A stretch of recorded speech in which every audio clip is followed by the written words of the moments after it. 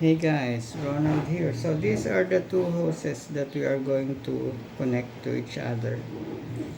The problem is this one has a smaller diameter compared to this one.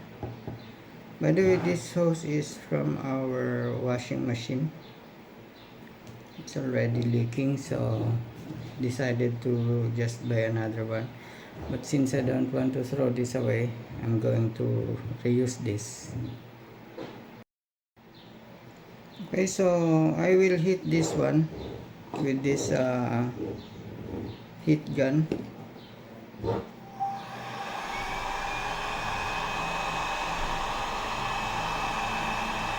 So that we can fit in the copper tubing.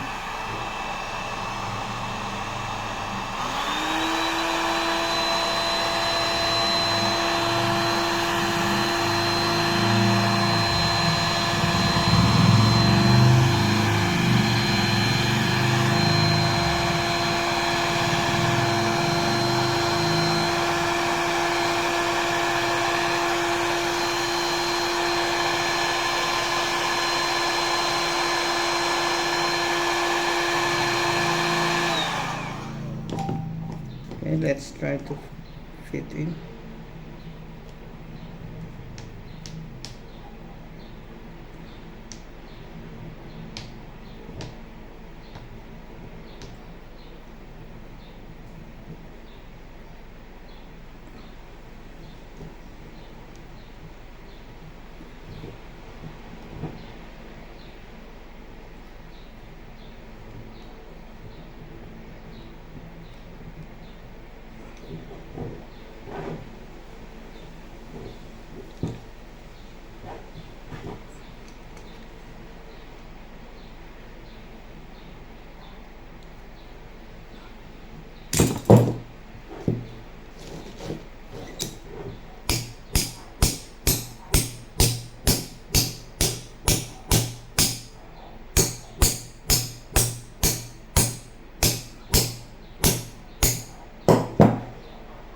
Okay, that's enough. Now I'm going to lock it firmly.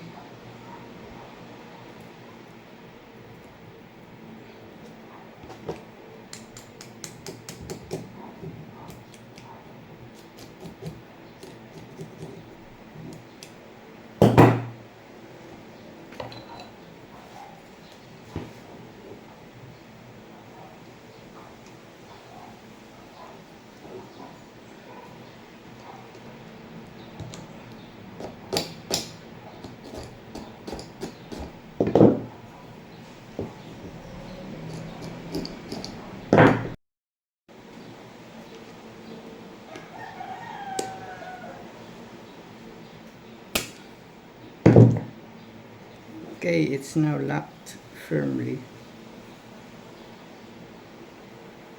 Let's put in the other end.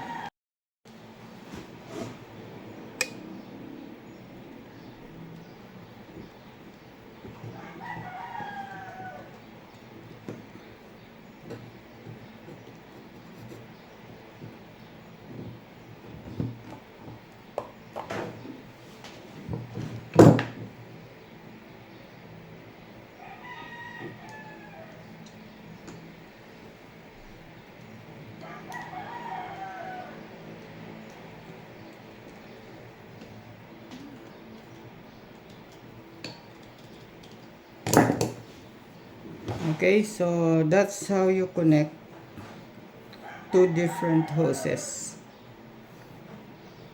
If you don't have that brass tube, you can buy a stainless tube.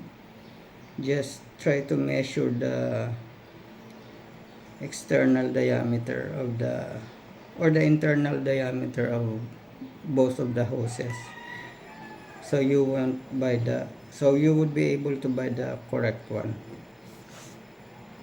Okay, it's now very tight.